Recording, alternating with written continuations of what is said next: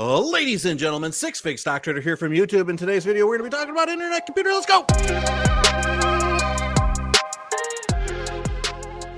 Okay, I'm done talking fast, folks. We are talking internet computer, baby. Now, in yesterday's tweet, I was kind of talking about how if ICP has seen the bottom, this could very well be the path forward. Now, there's several things that really, it's tough to be bullish right now, but there's several things that are keeping me bullish right now with this setup. Now, the first thing that I show you guys is a shift pitchfork. And what the shift pitchfork is a tool to measure projection and support and resistance. So whenever we have price action lingering below this median line, that is a good indication that we are dealing with support. And when we see price go above this median line, we are dealing with resistance.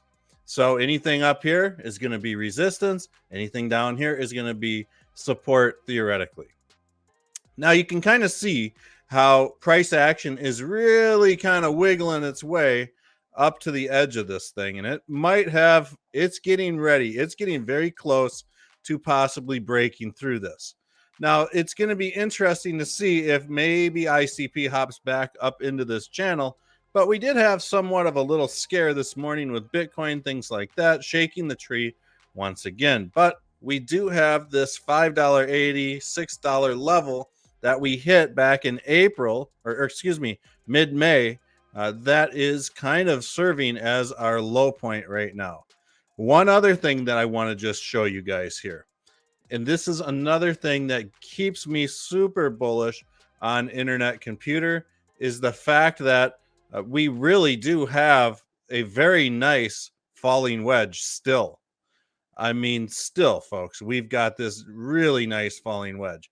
So whenever we see a falling wedge after this video, what I want you to do is just go online, just type in falling wedge. And this is a very bullish pattern to be seen.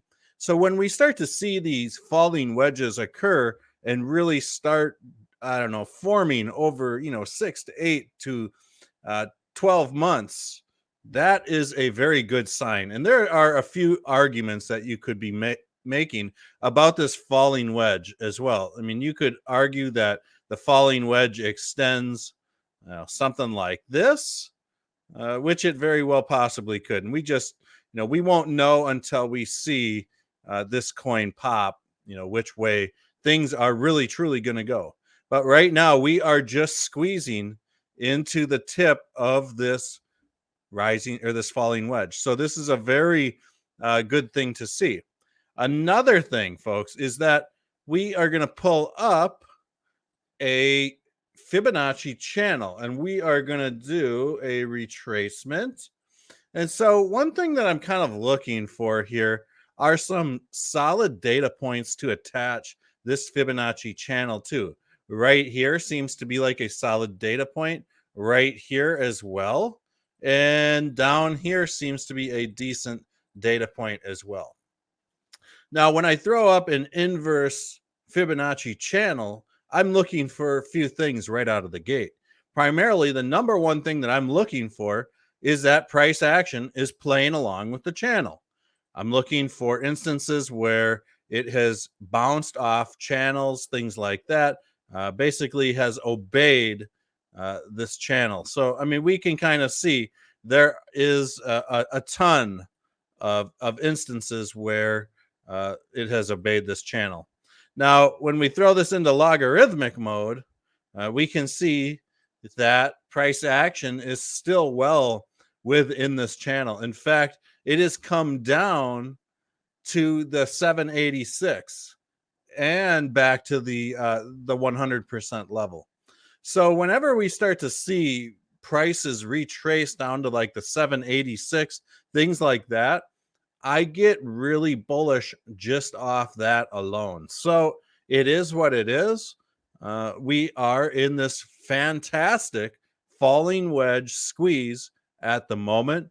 We are really kind of settling on the 786, and I am hoping that eventually we can come up to break really around this 20 to 22 to $24 range. The biggest thing for internet computer is going to be to break out to this 20 to 22, $23 range and stay above this Fibonacci channel. So this could get interesting, and we could see some sort of a turnaround soon, just based off of what I'm seeing here. Doesn't mean it's going to happen, but we'll take a peek at Bitcoin here as well. Now, as we all know, there is some sort of symmetrical triangle squeeze that is going on. We are currently looking at Bitcoin on the 2-day chart, and we can see the symmetrical triangle forming, and we do have some really aggressive spinning tops, at least within today's trading. And one thing I just want to highlight is that when we look at the 750-day moving average, and every time price action has dipped underneath this green line, which is this 750-day moving average, we've seen tremendous bounces to the upside. Well, except for in this 2019, early 2020, due to the coronavirus events. But we can see that price dip back under this 750-day moving average, and it was off to the races. Here's 2018, 2019 bear market. And I think that really a bear market should be considered when looking in hindsight. We can say that previously, from 2017 bull run, December 17th to December 17th of 2018 was the bear market. This part down here is just sideways trading. So are we in a bear market right now? Well, we really have been trading downwards since November of 2021, and it's almost June. So when we see that price action has gone all the way from up here down to underneath the 750-day moving average, I would say when price crosses that 750-day moving average, that is when I would personally confirm that it is a bear market. Or really anything over a 50% retracement from all-time highs. I would also consider that a bear market. But getting back to the point, every time we've seen price action move underneath this 750-day moving average, we've seen Bitcoin prosper tremendously. So this is interesting, and I do think that the markets still might have some room to go downwards even more. Back about 6 months ago, a year ago, I was kind of thinking like the 25 to $22,000 Bitcoin ish levels, but we'll just have to wait and see if people are buying up this dip. And we'll just kind of have to go with that. But there is one more thing that I do want to share with you guys, and that is if we get this bounce on the 2-day chart here, the one good thing that we have going for us right now is this Ichimoku cloud is fairly thin. So I do think that there would be a great opportunity and an easy effort for Bitcoin to pass through this Ichimoku cloud, which would be pretty huge. So with that said, folks, I hope you guys enjoyed today's video on ICP, and we'll see you guys all on the next one.